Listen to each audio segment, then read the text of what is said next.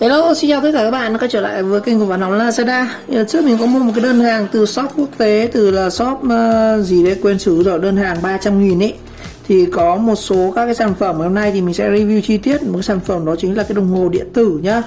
Đồng hồ điện tử HTC1 xem nó như thế nào. Ok.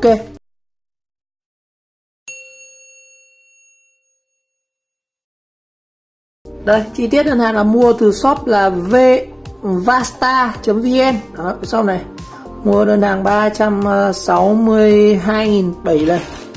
Đơn hàng là 362.870, chính xác nó là 412.000 đấy. Hôm nay mình sẽ review là cái đồng hồ. Đây, cái đồng hồ này. Cái đồng hồ này nó có 3 chức năng, đó chính là đồng hồ điện tử này, có xem giờ này, đo nhiệt độ, đo độ ẩm và báo thức, có màn hình LCD, đó là HTC1. Sản phẩm này thì đợt mình mua xe có 4 mấy nghìn phải 49.000. Đây, từ shop này vasta.vn. Đây nhá, đồng hồ này. Đồng hồ tích hợp nhiệt độ và ẩm kế HTC1, dùng để xem thời gian, nhiệt độ, độ ẩm, đo độ ẩm trong phòng, giúp khắc phục nhiệt độ và độ ẩm. Nói chung là anh em là sử dụng máy ảnh các thứ mà chúng ta cần đến đo độ ẩm ấy thì rất hay. Của mình thường chắc mọi người chỉ dùng đến chức năng xem nhiệt độ này, xem giờ, báo thức thôi. Còn đo độ ẩm thì chủ anh em là chủ yếu làm về máy ảnh hay là mình dùng nhiều thiết bị điện tử quan tâm thôi.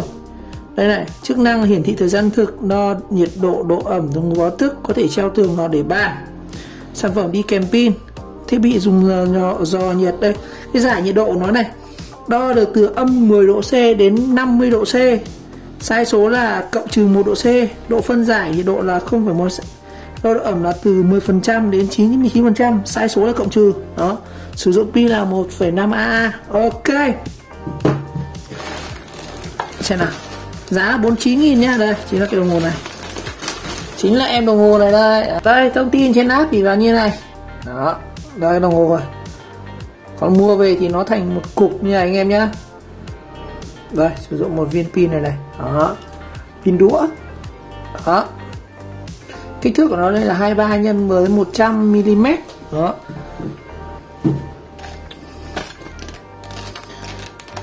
Đây, Operation Manual for Temperature Meter. Ủa, đây, thông số này thì họ copy paste ở trên cho khác gì cả. Đó. Rất nhiều mốt luôn anh em. Cách sử dụng nhìn phức tạp phết. Rồi, cái này mã vạch của shop này. Giờ mình sẽ bóc ra thử xem bên trong như nào nhá. Cái này thì nó có một cái ghim ở đây. Ở đây cái kéo để cắt cái ghim này.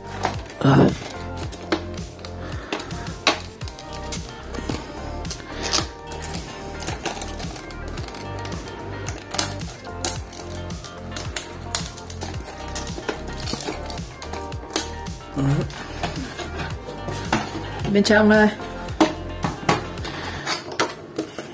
cái này như không có pin rồi anh em ạ. Đây, không có pin đi kèm rồi.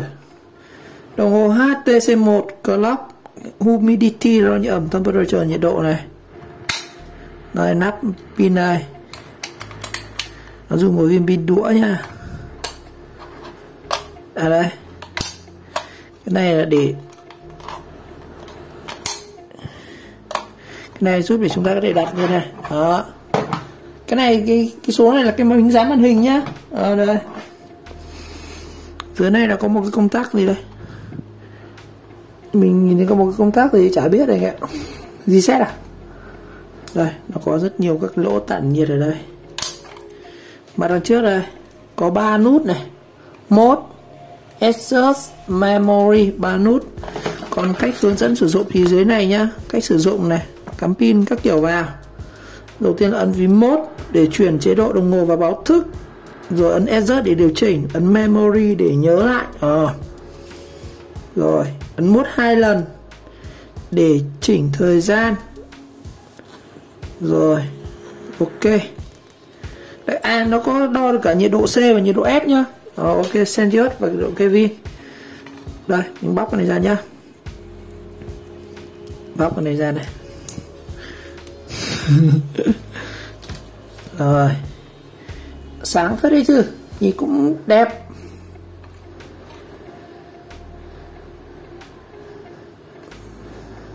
Giờ lấy pin và lắp vào thử nhá, xem chỉnh biết như nào.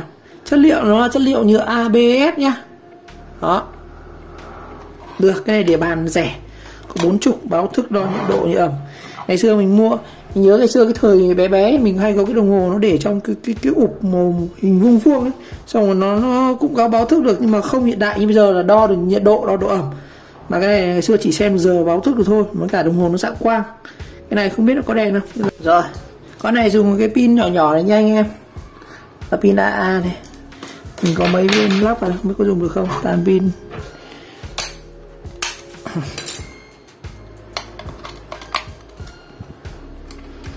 Con này không lên rồi.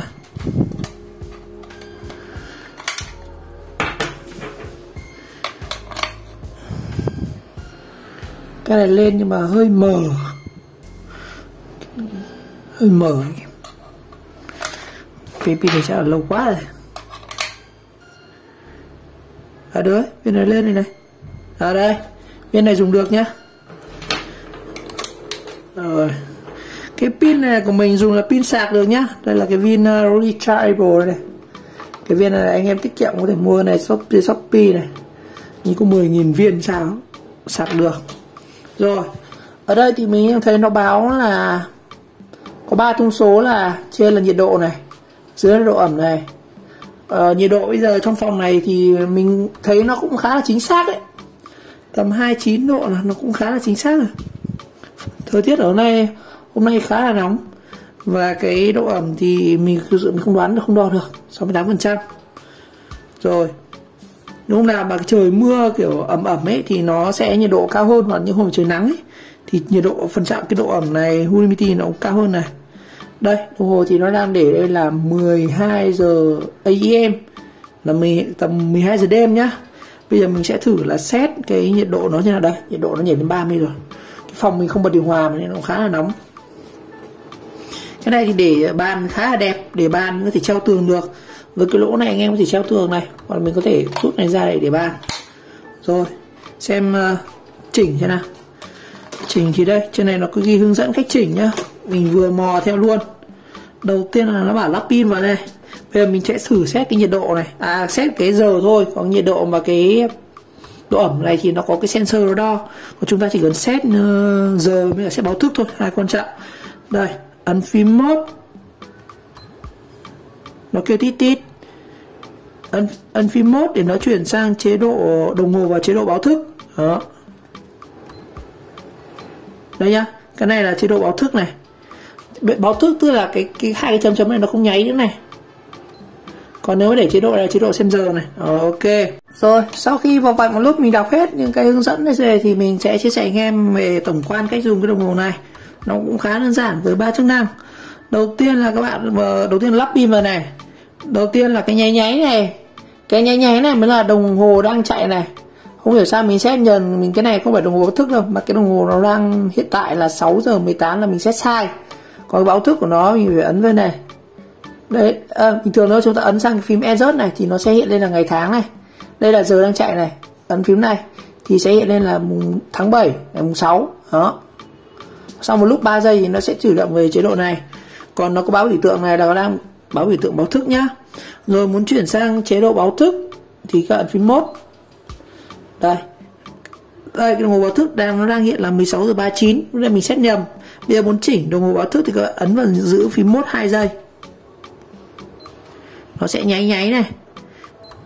Cái này thì chúng ta nó không có tiến lùi mà chỉ có chỉnh một lần thôi, anh em bấm chính xác. Ví dụ mình sẽ hẹn báo thức là khoảng 5 giờ đi. Muốn chuyển sang, đây là chỉnh theo phút này, chuyển sang giờ ấn và giữ này 2 lần, 2 giây. Rồi, mình sẽ để khoảng 6 giờ sáng là dậy này. Rồi, ấn phím mode tiếp là lưu. Ok, đây là giờ báo thức này. Chúng ta sẽ giờ báo thức là 6 giờ sáng. Rồi bây giờ chuyển về giờ hiện tại này. Ấn phím mode. Rồi, giờ mình sẽ set lại cái giờ này. Chỉ ấn và giữ phím này 2 giây này. Rồi mình sẽ set bây giờ là 40 mấy giờ nhỉ? 16 giờ 53, 16 giờ 53 nhá, 53 này, chúng ta chỉ có thể đẩy lên thôi. 54 này, ấn phím mốt tiếp 2 lần nó sẽ chuyển sang 16 giờ. Chết, ấn nhầm rồi anh em ạ, ấn nhầm là phải ấn lại từ đầu đấy. 16 giờ đúng không? Ok. Ấn phím mốt tiếp thì nó sẽ chuyển sang chế độ là cái giờ gọi là giờ AM với các kiểu đấy. Để 12 giờ thì nó sẽ là AM PM, còn không anh em để múi giờ 24 giờ này thì nó không có AM PM nữa. Xong. Còn đây là chỉnh tháng này, ấn tiếp là sẽ chỉnh tháng này. Ấn tiếp nữa là sẽ chỉnh ngày này. Hết. Đó, như vậy cái phím Exit này chỉ để xem tháng này này. Đấy, tháng, ok. Sau 3 giây nó sẽ tự động chuyển về giờ này. Còn phím mode này chuyển sang là xem báo thức này. Đó.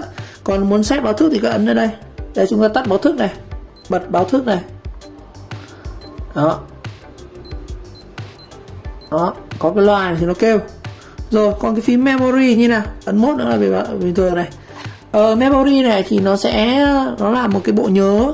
Nó sẽ nhớ được cái nhiệt độ cao nhất và nhiệt độ thấp nhất. Bây giờ mình ấn memory một lần này thì nó lên báo cái nhiệt độ cao nhất, tức là cái khi đồng hồ chạy ấy, thì nó sẽ lưu một cái mốc là nhiệt độ cao nhất.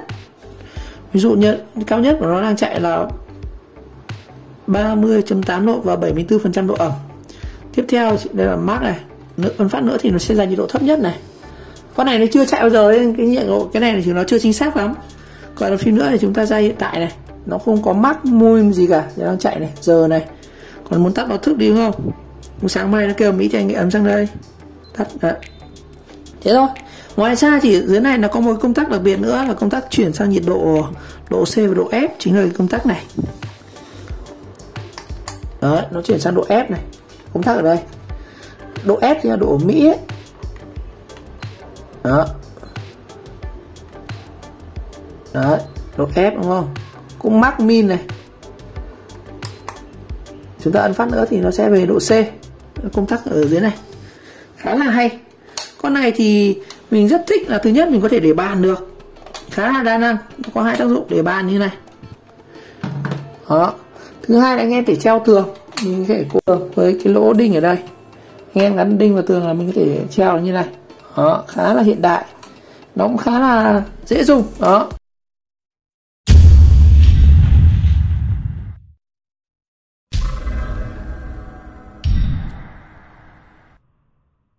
Rồi, tổng kết lại với cái đồng hồ HTC, mã HTC gì tôi quên mất rồi, HTC 1 thì đánh giá của mình là cái đồng hồ này khá là ngon. Nhiệt độ nó báo thì mình thấy so với cái nhiệt độ mình cảm nhận được ấy, thì nó báo khá là chuẩn. Cái phần trăm này thì chả biết test kiểu gì, ta phải dùng một cái thiết bị đo ẩm ghế thì chúng ta mới so sánh được, nhưng mình thấy nhiệt độ khá là ok. Đấy, nó lên nhiệt độ 31 độ rồi này. Đây, đến này mới là chạy nhá. Rất nhiều người nhầm ấy, nó phải nháy nháy mới đang chạy này. Muốn xem tháng thì ấn vào đây. Ok. Mình nghĩ là đây là với 49.000 một chiếc đồng hồ như này thì hoàn toàn các bạn có thể làm một cái đề vật trang trí, một cái dụng cụ. Đấy, anh em là chúng ta sử dụng nhiều thiết bị máy ảnh này, các thứ thì cần kiểm tra độ ẩm, nhiệt độ, hoặc là một cái vật trang trí thì khá là ngon lành, mà kiểu dáng nó rất là đẹp luôn. Nhìn hiện đại, điện tử nhìn rất mỗi tội đặc điểm nhược điểm nó không có đèn. Chạy đêm thì không biết nhìn kiểu gì anh em, không có nút đèn, mình không thấy có nút đèn ở đây. Nói chung là rẻ, dùng được. Rồi một lần nữa cảm ơn các bạn đã theo dõi video clip, và nếu thấy video hay mình các bạn nhớ like, subscribe của kênh và chờ đón các video tiếp theo. Xin chào các bạn.